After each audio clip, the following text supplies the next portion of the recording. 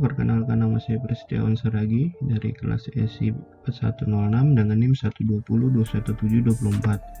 Oke, pada kesempatan kali ini saya akan menjelaskan dan mempresentasikan tugas 2 pengantar bisnis intelligence. Oke, berikut adalah pokok bahasan yang akan saya bahas pada kesempatan kali ini. Yang pertama itu ada jenis data pada statistika, dan yang kedua adalah pembahasan studi kasus. Oke, jadi untuk melakukan analisis statistik terhadap data, penting untuk terlebih dahulu memahami jenis data apa yang harus digunakan sebelum mengolah data tersebut. Oke, berikut adalah ringkasan dari jenis-jenis data pada statistika. Oke, yang pertama itu ada nominal. Nah, cirinya dia adalah name variables. Nah, yang kedua adalah ordinal, yaitu name variables plus ordered. Nah, yang ketiga itu ada interval.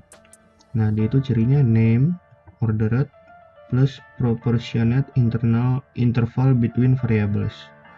Nah, yang keempat itu ada ratio. Nah, rasio itu cirinya ada name plus ordered, ada proportionate interval between variables, ada can accommodate absolute zero. Nah, maksudnya apa sih? Oke, yang pertama itu ada tipe data nominal. Nah, dapat dilihat ciri-cirinya dia itu adalah name variables. Nah, karakteristiknya dia itu tidak memiliki satuan, tidak memiliki tingkatan, artinya angka 2 tidak berarti lebih besar dari 1. Nah, tidak dapat dikenai operasi aritmatika. Nah, contohnya yang menggunakan tipe data nominal ini adalah gender. Jadi misalnya pada suatu form, nah isinya itu pria sama dengan 1 value-nya dan wanita sama dengan 2 value-nya. Nah, ini tidak berarti wanita bernilai lebih besar karena wanita value-nya sama dengan 2. Jadi angka pada tipe data ini hanyalah sebagai pembeda saja. Kemudian ada dia itu ordinal. Nah, ordinal ini merupakan tipe data di atasnya nominal. Ciri-cirinya itu adalah name variables dan ordered. Nah, karakteristiknya tidak memiliki satuan, memiliki sifat tingkatan, tidak memiliki jarak, tidak dapat dikenai operasi aritmatika.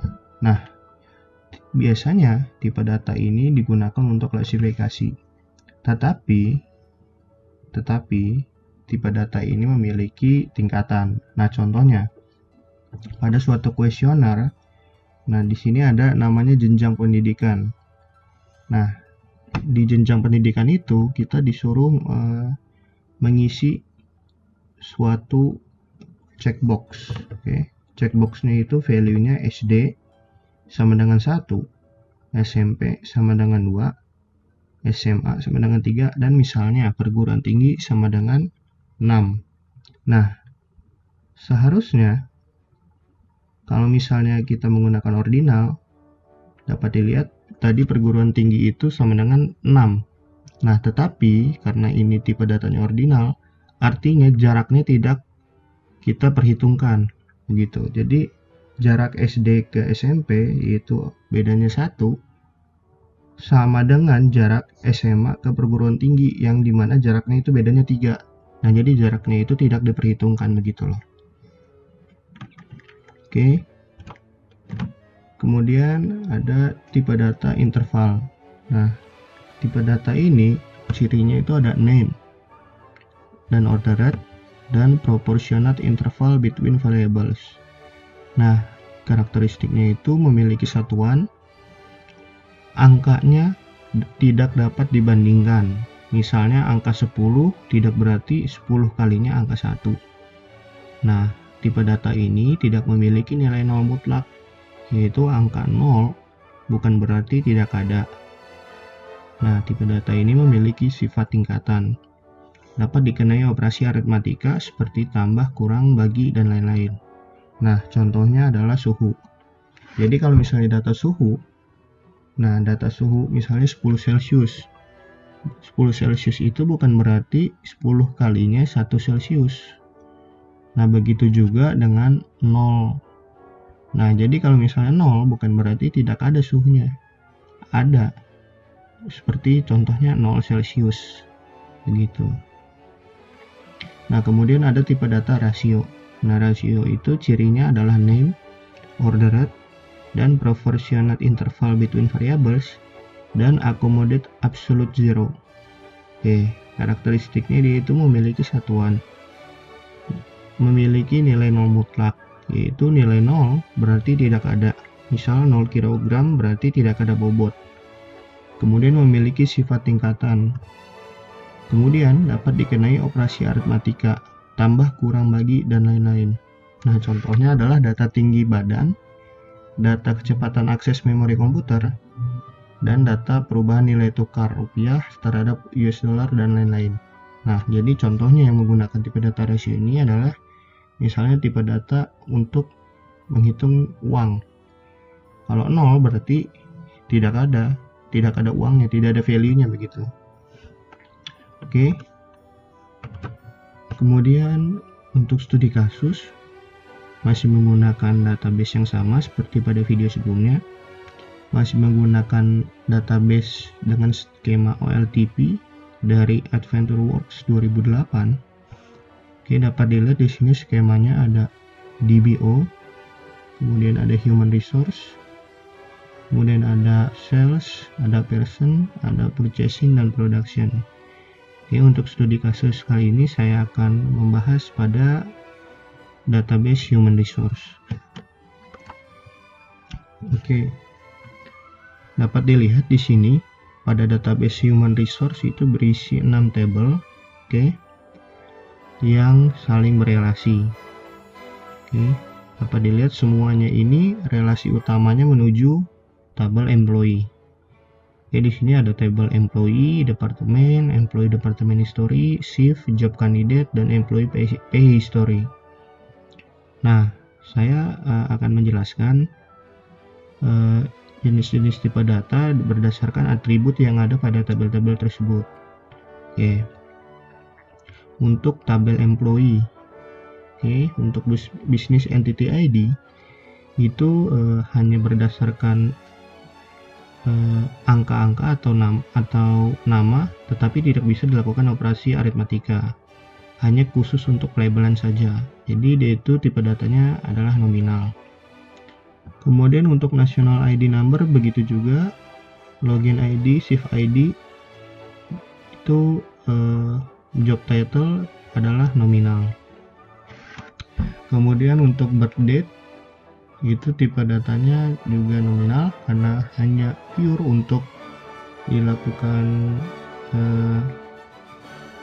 labelan saja. Begitu juga dengan marital status, gender. Kemudian untuk hire date itu dapat menggunakan tipe data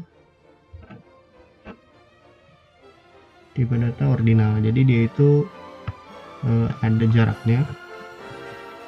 Kemudian salary flag itu adalah tipe data ordinal, jadi memiliki tingkatan.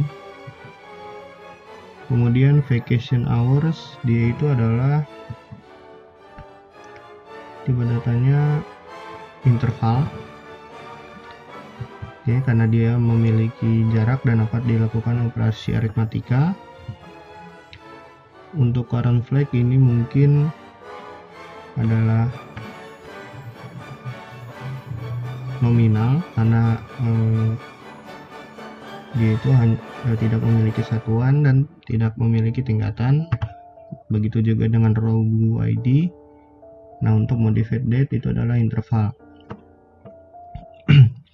Kemudian untuk departemen, di sini departemen ID, name, group name itu adalah nominal, dan modified date adalah interval. Kemudian untuk employee department history itu business entity ID, departemen ID itu adalah, dan shift ID adalah nominal. Kemudian untuk start date itu dapat menggunakan tipe data interval.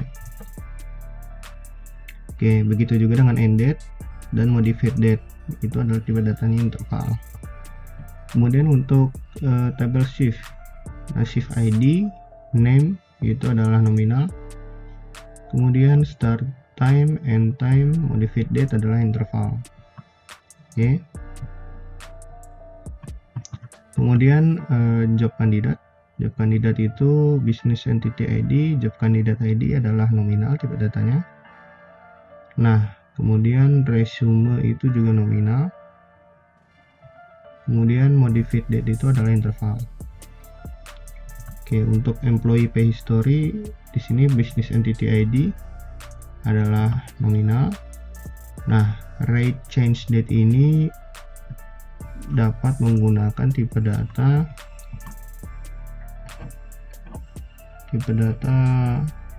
bisa interval, bisa rasio, begitu juga dengan rate. Pay frequency itu menggunakan tipe data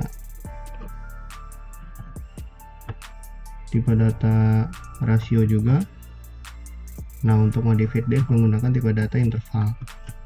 Oke, jadi sekian penjelasan tugas 2 pengantar bisnis intelligence. Oke, terima kasih sudah menonton.